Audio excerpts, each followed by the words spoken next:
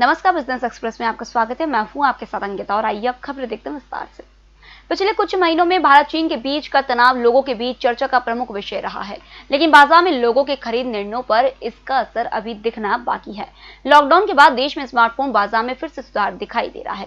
वर्ष 2020 की तीसरी तिमाही में इनकी बिक्री अब तक के सर्वकालिक उच्च स्तर यानी 5 करोड़ इकाई रही। इस दौरान बाजार में सभी चीनी कंपनियों की कुल 76% हिस्सेदारी रही। बाजार के आंकड़े जुटाने वाली कंपनी कैनालिस्ट की रिपोर्ट के मुताबिक शीर्ष 5 mobile phone company Xiaomi, Samsung, Vivo, Realme और ओप्पो की बिक्री में पिछले साल की समान अवधि की तुलना में वृद्धि दर्ज की गई है। भारतीय रिजर्व बैंक ने पेमेंट सिस्टम ऑपरेटर्स को नया स्वाधिकार वाला क्यूआर कोड जारी करने से मना कर दिया है। डिजिटल पेमेंट इंफ्रास्ट्रक्चर में सुधार के लिए आरबीआई ने यह फैसला लिया है। आरबीआई का कहना है कि स्मार्टफोन्स इस समय देशव्यापी हो गए हैं और ई पेमेंट्स का आधार क्यूआर बनते जा रहे हैं। भारत में 3 क्यूआर कोड चलन में है, भारत क्यूआर, यूपीआई क्यूआर और स्वाधिकार क्यूआर। इनका एक दूसरे का परिचालन हो सकता है। मौजूदा समय में भारत क्यूआर और यूपीआई क्यूआर इंटर ऑपरेबल है।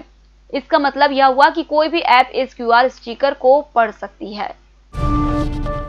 कोविड-19 महामारी के झटकों से प्रभावित रियल एस्टेट क्षेत्र में अगले 6 महीनों में सुधार दिखने लगेगा।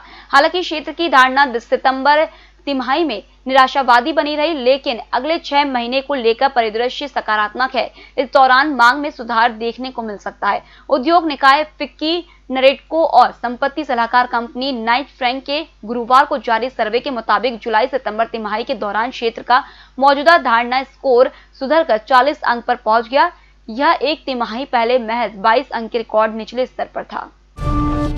स्पाइस जेट के प्रमोटर अजय सिंह की दिक्कतें बढ़ती नजर आ रही है। कारण यह है कि दक्षिण भारत के सन ग्रुप के चेयरमैन कालनिथि मारन ने दिल्ली हाईकोर्ट में अजय सिंह की शेयर होल्डिंग को अटैच करने के लिए याचिका दाखिल की है। यह याचिका 243 करोड़ की डिपॉजिट भरने में फेल होने के मामले में की गई है। जानकारी के मुताबिक सितंबर में हाई कोर्ट ने आदेश दिया था कि 6 हफ्तों के भीतर स्पाइस जेट 243 करोड़ रुपए की डिपॉजिट जमा कराए। यह समय 14 अक्टूबर को खत्म हो गया है। मारन और उनकी केएल एयरवेज ने 2018 में आर्बिट्रेशन पैनल से रिफंड का मामला जीता था। 9 अक्टूबर को समाप्त पखवाड़े में बैंकों की क्रेडिट ग्रोथ में 5.66% की बढ़त हुई है। यह बढ़कर 103 लाख करोड़ रुपए पर पहुंच गई है, जबकि इसी अवधि में बैंकों की जमा राशि 10.55% बढ़कर 143 लाख करोड़ रुपए हो गई है। यह जानकारी भारतीय रिजर्व बैंक ने दी है। आरबीआई हर पखवाड़े में यह आंकड़ा जारी करता है। आंकड़े बताते हैं कि इस साल अक्टूबर में बैंकों की उधारी और जमा में 40 लाख करोड़ रुपए का अंतर आ गया है। उधारी 103 लाख करोड़ रुपए और जमा 143 लाख करोड़ रुपए रही है, जबकि एक साल पहले 11 अक्टूबर 2019 को यह अंतर 32 लाख करोड़ रुपए का था। उस समय कुल उधारी 97 लाख करोड़ रुपए रही थी। Oil and gas exploration block के नए लाइसेंसिंग राउंड में रखे गए सभी 11 ब्लॉक 2 सरकारी कंपनियों ने हथिया लिए। एक्सप्लोरेशन रेगुलेटर हाइड्रोकार्बन महानिदेशालय ने बताया कि इस नीलामी में oil and natural gas corporation ने 7 ब्लॉक जीते हैं। बाकी बचे 4 ब्लॉक एक अन्य सरकारी कंपनी ऑयल इंडिया लिमिटेड ने जीत लिए हैं। ओपन एक्रेज लाइसेंसिंग पॉलिसी के तहत यह 5वें राउंड की नीलामी थी। बीडिंग का चरण 30 जून को समाप्त हुआ था।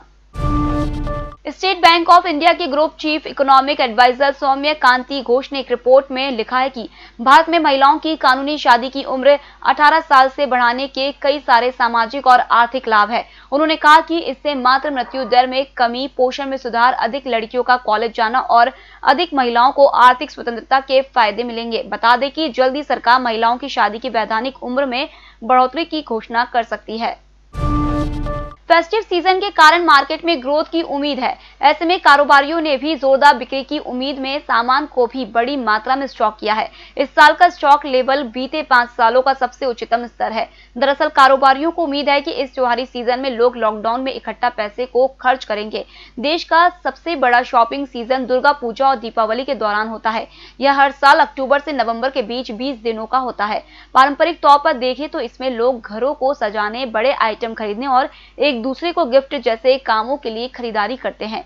इससे बड़े कारोबारियों से लेकर छोटे किराना स्टोर के मालिकों तक सभी को अन्य महीनों के मुकाबले इस महीने अधिक बिक्री की उम्मीद है।